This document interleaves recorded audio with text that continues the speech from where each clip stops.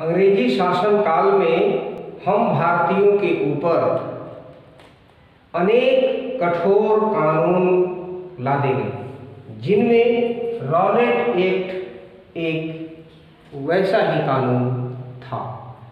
Rowlatt act के द्वारा भारतीयों को अथवा उनके आंदोलन को दबाने की कोशिश की गई थी। सच पूछा जाए तो भारतीय राष्ट्रीय आंदोलन को पूरी तरह निर्ममता पूर्वक कुचलने के लिए ही अंग्रेजी सरकार ने रॉलेट एक्ट पास किया था। आप जानते हैं कि अंग्रेजों के खिलाफ हमारे देशभक्तों ने कई आंदोलन प्रारंभ किए। क्रांतिकारी आंदोलन उनमें सबसे प्रमुख था और अंग्रेजी सरकार को इन्हीं क्रांतिकारियों से भारी भय था। इसीलिए सर सिडनी रॉलेट की अध्यक्षता में सन 1919 ईस्वी में एक दमनकारी अथवा कठोर कानून पास किया गया, जिसे आधुनिक भारत के इतिहास में रॉलेट एक्ट के नाम से जाना जाता है। इसे बहुत जल्दीबाजी में इंपीरियल काउंसिल में पास कर दिया गया, बहुत जल्दीबाजी में, ताकि भारतीयों के ऊपर निर्ममता पूर्वक कठोरता पूर्वक शिकंजा कसा जा सके। रॉलेट एक्ट के द्वारा भारतीयों के ऊपर नियंत्रण रखने के लिए अथवा भारतीय राष्ट्रीय आंदोलन को पूरी तरह कुचलने के लिए अंग्रेजी सरकार कटिबद्ध थी।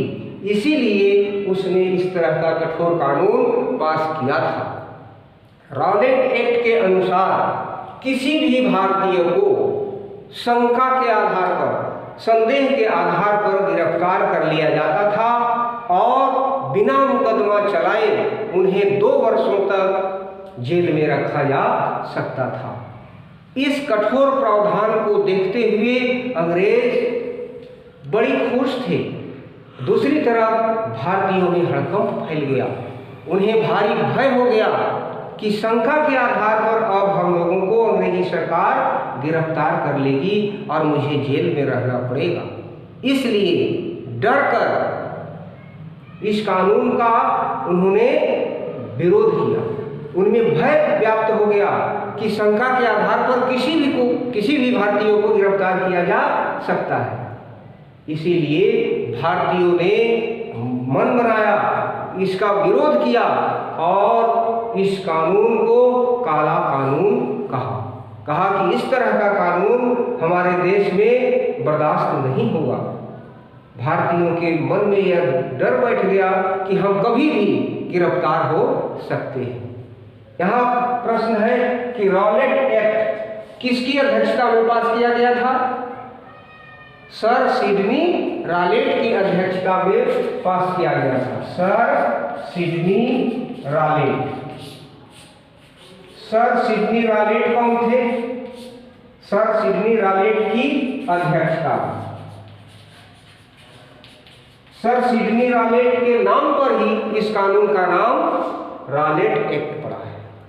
सर सिडनी रॉलेट एक मैजिस्ट्रेट थे। वे एक अंग्रेज थे जिन्होंने इस प्रकार का कठोर कानून भारतीय राष्ट्रीय आंदोलन को दबाने के लिए पास किया था। तो रॉलेट एक्ट को भारतीयों के द्वारा प्रबल विरोध किया गया और इसकी काफी निंदा की गई।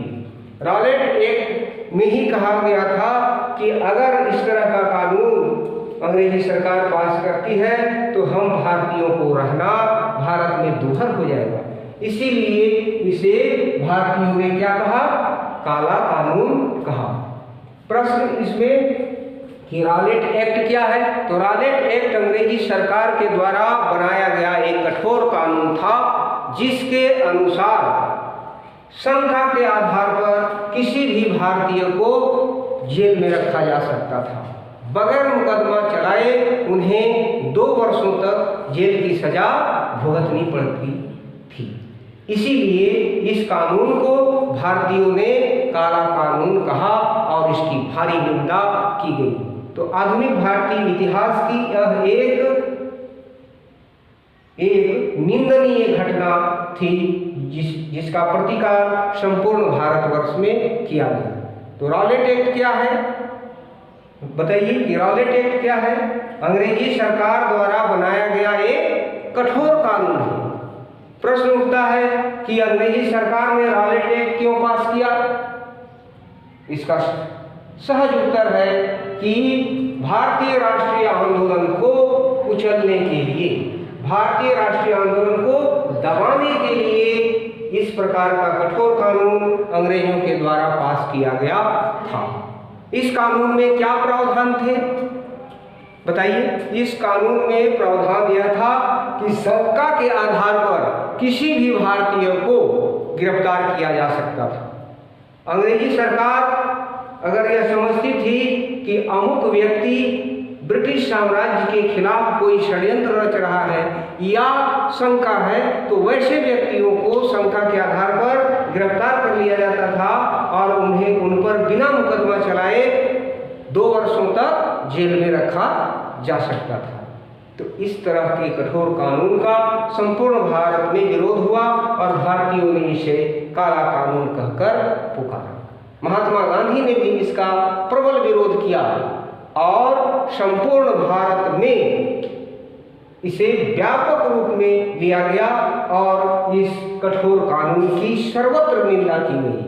कई लोगों ने विरोध प्रदर्शन किए, किसानों, छात्रों, वकीलों का सहयोग महात्मा गांधी को भरपूर मिला। तो इस तरह का कठोर कानून अंग्रेजी सरकार के द्वारा भारतीय राष्ट्रीय आंदोलन को दबाने के लिए ही, कुचलने के लिए ही किया गया था। सर सिडनी रॉलेट कौन थे? सर सिडनी रॉलेट कौन थे? एक अंग्रेज मैजिस्ट्रेट थे। कौन थे? एक अंग्रेज मैजिस्ट्रेट थे। इन्होंने ही रॉलेट एक्ट पास किया था। इन्हीं के नाम पर इस कानून का नाम पड़ा रॉलेट एक्ट। रॉलेट एक्ट के कानून में क्या प्रावधान था? शंका के आधार पर किसी भी भारतीय को गिरफ्तार कर लिया जाता था और उस पर बिना मुकदमा चलाए 2 वर्षों तक जेल में रखा जाता था। तो इस तरह का यह काला कानून था। वास्तव में यह काला कानून था जिसका विरोध भारतीयों के द्वारा किया गया। महात्मा गांधी ने तो इसे व्यापक रूप में लिया और संपूर्ण भारत के लोगों को इसका विरोध करने के लिए प्रेरित किया।